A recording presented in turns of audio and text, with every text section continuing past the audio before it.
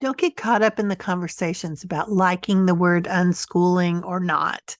It really doesn't matter whether you like it or not, whether we don't do labels or not, whether we wish there was a different word to describe what we do or not. If you're new to the podcast, I'm Sue Patterson, your host here at All Things Unschooling Mom to Mom. I share weekly unschooling pep talks to help you embrace this unconventional approach to homeschooling the kids. If you're not new, welcome back. Don't miss the special offer I have for podcast listeners. I'll explain more about that in a minute. But first, unschooling is one of those words where people have described it a variety of ways, and some of those ways may not fit your family. And then you think, well, unschooling's not for us. But really, that may have been only that mom's interpretation of what unschooling means for her family.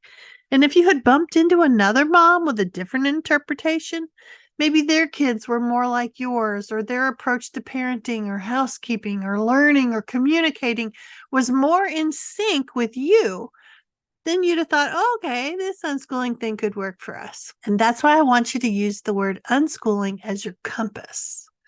Let it help you find ways to see learning differently. Remember how we refer to school and say, one size does not fit all? Well, the same applies to unschooling. One size does not fit all. But what does fit all are the principles behind it.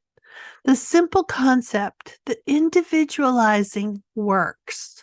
Individualizing the learning, the parenting, the whole thing.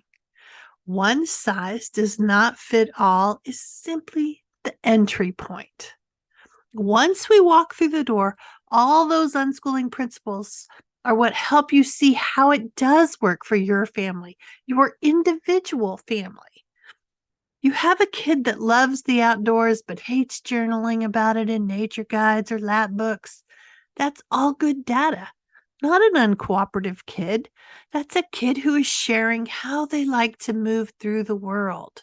So then you use your unschooling compass to see those unschooling principles or concepts of individualizing and use that data.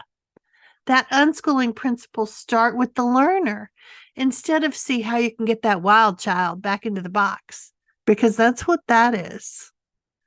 When you look at that child climbing the tree, throwing his face up into the sun, grasping for a higher branch, noticing the bug crawling beside him, peeking into that nest, and instead of seeing the science, the problem solving, the confidence building, you focus on, but he doesn't even know the basics. It's always the basics, right? Basics of math or reading or writing. So he can't do his times tables at 10 or read chapter books yet, or his penmanship is atrocious. It's really okay. He has time. He doesn't have to do it while he's still playing around with being a kid. He's busy building his very individualized pile of knowledge. And because he's a human and not a computer, you can't slide his hair back and see what's going on in his brain. He may not even know, but his brain does. Because if you remember nothing else, remember this. Humans are hardwired to learn. They don't need someone else pushing or prodding to make them do it. They don't need to learn something because it's easier to teach all the 8-year-olds one thing, whether they're interested or not, so we can move on to the next lesson together. Even if you're not unschooling, that seems like a weird thing, right? An effort to keep the process running smoothly, being prioritized over the interests of the learner. I know it's easier to have a plan and check off the boxes, and then we feel good as the teacher or facilitator. But what about the learner? Maybe they thought it was okay. Maybe they totally resisted. But one thing they did learn was that they had to shelve their interests until you have had your fill of this teaching thing you wanted to do. And I don't think that's the message you want to convey. Wouldn't it be better to have different priorities, like the relationship between you and the kids, the idea that the world is full of so many interesting things to learn about, and then start with your little learners' curiosities, not what you think is interesting or what they need to know. I don't mean you never introduce other things to your child, but you choose wisely. You don't take a kid who really prefers air conditioning out to identify tree leaves on a 3-hour hike. Sure, maybe that sounds like fun for you, but this is about the learner, remember? So when you bring other ideas to them, think of it as interest adjacent. They like something. What's something kind of like that? It's a bit like throwing spaghetti at the wall. And if the spaghetti doesn't stick, we don't hang our head in disappointment. We try again in a little bit. So try not to get your ego all involved over whether they like your suggestions or not. Think of it as just data. Now you know. And remember, there are all kinds of reasons your spaghetti may not have stuck. Maybe it was the time of day. Maybe they just got into an argument with their sister. Maybe they were hungry. Maybe they can't visualize what you're suggesting. All reasons for you to consider for the next suggestion. I know some of you are still a little worried about focusing so much on enjoyment.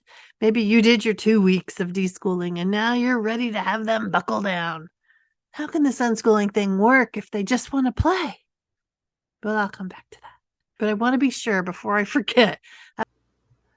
I want you to know that as a YouTube friend, you can have access to my membership group without that sign-up fee. That's a $99 savings. You can just jump in at the monthly rate and hit the ground running. This is kind of what the page looks like, and I will link to it in the show notes. I really want you to get the support you need to be successful. It's such a great group of parents sharing ideas and brainstorming, 2 group coaching calls a week, all the unschooling guides and ebooks included. Plus, this past weekend, I was adding up all the PDFs and worksheets and videos and podcasts I have exclusively for members. Over 500 resources. You're going to want to do this. It all comes down to about $12 a week. It's a great deal if you ask me. And I'm there helping everyone figure out what the next steps could be. So join us. Okay. For those of you still hesitating about this unschooling approach, maybe you're still thinking in some schoolish terms. Maybe you're worried about learning to read or getting into college, so you're pushing a little more on academics than either you or your child are enjoying. Maybe you're thinking it's not about the enjoyment. I'm being a good mom. I'm helping them do what they need to do. So your unschooling compass would invite you to ask yourself, do they have to? Who says they need to? Do you really use some of those things you're pushing in your real adult life? Could they even do it later when their brain is more mature or they're not distracted with something else? Or even, what's your real motivation for this? Do you worry that he's 8 and not reading some book that you think all 8-year-olds should be able to read? Or do you follow a bunch of people on Instagram who post pictures of wonderfully compliant kids and you're afraid someone's going to find out that your kids are not doing that at all? And then does that fear grow in your brain and you start the self-criticism like, you're not a good enough mom. You're not creative enough to help them. You're too angry and frustrated all the time. That's when I want you to pull out your unschooling compass. It'll show you your next steps. Not the next steps for 6 years, but your very next step. That's how you step toward individualizing. Otherwise, you're stepping toward getting back in the box.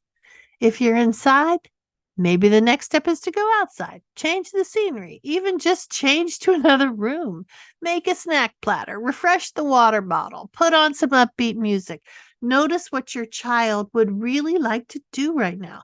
Pull out your phone and take a selfie of you and them together. Remind them that you love them. Step away from the power struggle. Think of it as a recalibrating moment. Maybe what you need to do is put yourself on a scavenger hunt. What subjects do you see weaving through their interests and playtime? Challenge yourself and find even more. Sometimes it's about shifting away from the fear of doing this wrong or being judged and noticing that the world is providing what you need. You just have to notice. I do have a brainstorming guide that might help you if you like the idea of unschooling, but you're not coming up with kinds of things you could all be doing together. Another called 365 Days of Deschooling, which is filled with 365 ideas to pick from. Or you can join us for that month or so in a membership group, and we'll help you see all the learning that's happening all around you. I know it's scary to step away from what's familiar, but you have a compass, an unschooling compass. It will help you see what you need to do next, not what others are doing. That whole comparison thing, leftovers from school. not important, really. And it really will take you off your course, because that's what individualizing is all about. Using your compass to figure out the path you and your kids need to be on. You can do it. I'm rooting for you. Reach out if you need support, and I'll be back again next week here on the Unschooling Mom to Mom podcast. Happy unschooling.